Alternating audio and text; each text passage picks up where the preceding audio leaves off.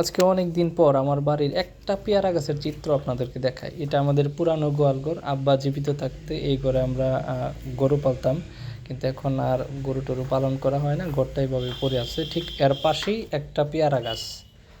এখানে একটা চারাই রোপণ করছিল আমার ভাই, কিন্তু দেখেন এইখান থেকে একটা গাছ থেকে কয়েকটা শাখা প্রশাখা হয়ে গেছে।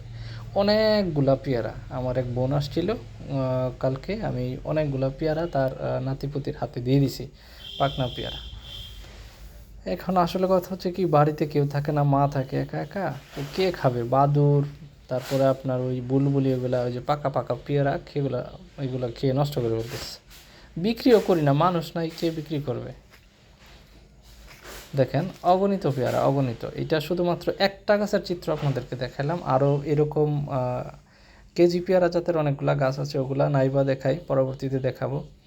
তবে আমার এই ভিডিওটা যারা দেখতেছেন সবার দাওয়াত রইল, এই সিজনে আমার বাড়িতে আসবেন, অবশ্যই একটা করে পেয়ারা দিয়ে আপনাদেরকে আপ্যায়ন করা হবে, আমি কথা দিলাম। ভিডিওটা দেখতে থাকুন।